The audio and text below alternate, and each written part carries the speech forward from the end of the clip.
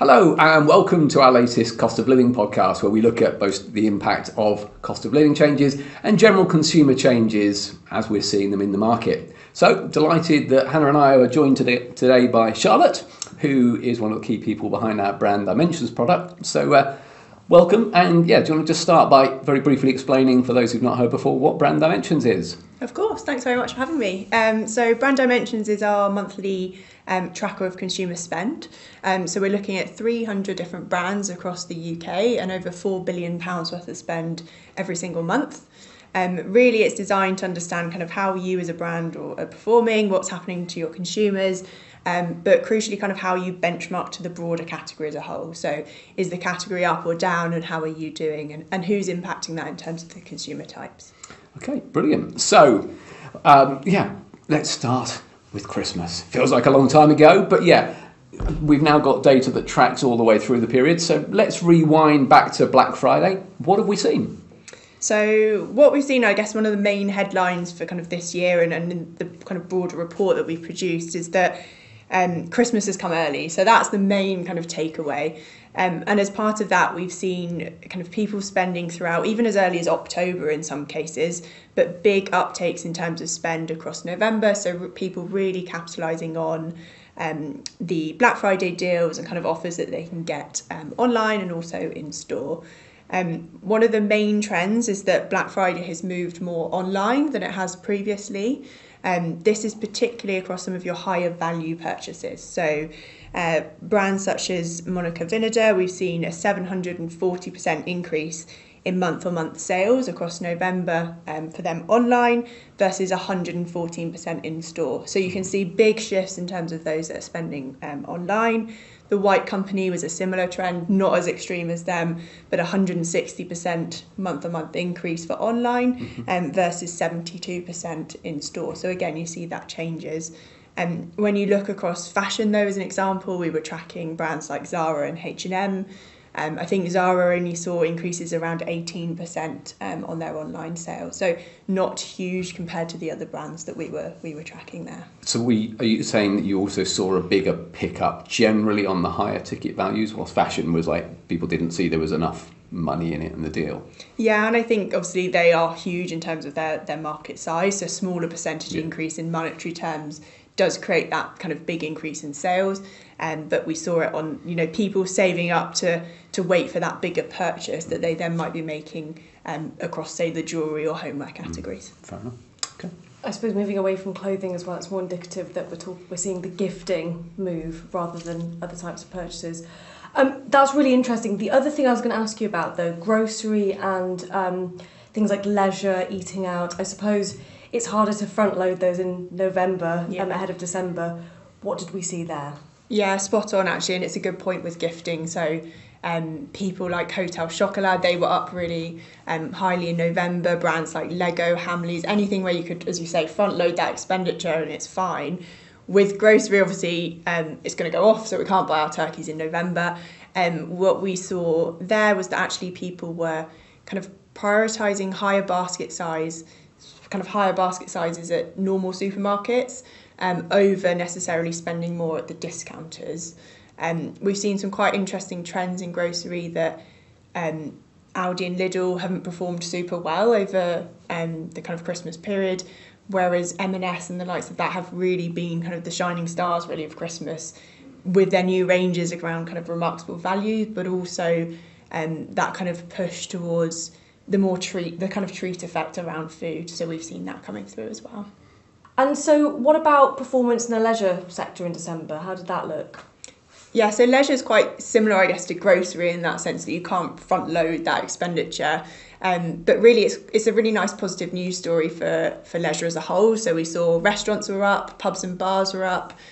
So people were really enjoying kind of being back out there and socialising, enjoying that kind of festive spirit. So is that on a year-on-year basis? It's not just that it was up against November? Yeah, so Megan's, as an example, they were up 25% year-on-year sales in December. So we saw general category year-on-year increases. We would always expect to see those month-on-month increases, but actually it's showing that kind of shift from 2022 to 23 in terms of those upticks. That's interesting. And I was looking at some data which is quite interesting, where you see quick service restaurants have been the sort of success relative success in the sector, whilst restaurants had lagged, but actually restaurants seem to pick up in December. Is that correct? Yeah, well, now it's about being out with bigger groups, whereas I think quick service restaurants have kind of fitted really nicely into that niche of a small treat when you're out and about during the week or in an evening as more of a kind of a casual option. But I think if you're out as part of a broader group, it's nicer to kind of get together and be in that restaurant scenario. Yeah. So you've mentioned a couple of brands already.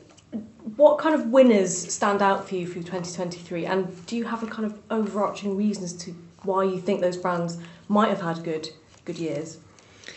So I think the key thing that we've seen across this year, and probably the key overarching kind of theme, is that brand identity is really key to success for brands. It has been in 23. We see it as a trend that we think is going to continue into 24, as consumers just really want to be kind of clear around what a brand's proposition is, what they stand for. So I think if you can be really clear in terms of what you're after, that really helps in terms of the success. I think on that, I would say also not being kind of afraid to pivot on that. So if you're going along and something's not working, change it up. And I think consumers are receptive to that.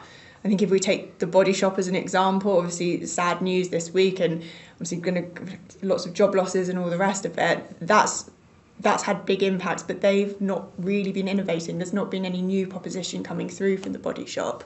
Whereas if we think about brands who might have been kind of not performing quite so well, so the likes of WH Smith's or Pool, for example, they've actually had quite a turnaround in the last few months. So they've been rolling out changes. So Pool, as an example, have changed how they kind of place products in their coffee shops. So putting more products at the front of the store so that people can take those home.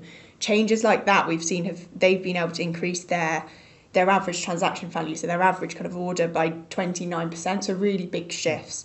And WH Smith's focusing more on travel hubs. Obviously, they closed a lot of those, or they weren't important over COVID. Now they're moving kind of out of your traditional high street environment into those travel hubs. They've seen a 1.2% increase in market share year on year, again through that kind of pivoting of proposition. At the other end of the spectrum, obviously we've mentioned the Body Shop, but also if you think in the kind of grocery sector, what we're seeing there is that the likes of Asda and Morrison's have not fared very well, not in the last few months. They're in that kind of awkward middle ground. They're being squeezed by the likes of Aldi and Lidl that are very clear on their proposition around kind of value. But also the likes of M&S, as I've already mentioned, they're doing really well in terms of success stories. So Asda, for example, are down 0.6% market share year on year. M&S are up 0.5%. So there's quite a big shift in terms of what's going on there. And I think it all comes back to being really clear on your brand identity. Okay, great. And so just sort of start to summarise now, what do you think the customer wants now? I think there's not one overarching thing that the customer wants. I think it's being clear in understanding who your consumers are and then what each of those different subsets of consumers want. So, for example, Gales are a nice recent kind of example. Those guys have been doing really well over the last year. They're focused on kind of that value of continuous quality. And I think there's a real place for that. So knowing what you offer and doing it really well, delivering every time, and you'll have people coming back to you. So I think that's kind of at one end of the spectrum. You will also have people focusing very much so on kind of the value for money element. The cost of living is still an issue. People financially are still very constrained. In the leisure sector, brands such as the Harvester and Toby Carvery, they know with their proposition, they're very clear to it, and they've been really doing quite well in the last few months by focusing down on that value for money point. And then I think particularly with some of our more kind of younger demographics and kind of consumer types, focusing on kind of brand collaborations and partnerships can be really important. So Peloton have recently announced one with Lululemon, and we're seeing kind of partnerships across the board, particularly in the retail space, and I think that's going to be key too. Thank you for all of that. Where do we find out more about this? So everything I've spoken about today is from our Brand Dimensions 2023 report. So it's available online, and we can send it through to you. But if you've got any questions afterwards, I'd say reach out to one of us or contact your account manager, and we can be in touch to send the report and also to run through any questions that you might have on it. Brilliant, thanks. Fantastic. And obviously you can also subscribe to that service as well, because that's just a summary report. So that's the end of our podcast today. So the next session, special guest is Hannah, who's going to be going through the latest survey, which is out in the field at the moment, which is asking some really interesting questions. And also we're going to be joined by Ed Sewell from our integrated marketing group, who's going to talk about what those findings mean in terms of sort of helping marketeers to make the most of that data. So thank you for listening. Look forward to catching up with you soon. Brilliant. Thanks. Thank you.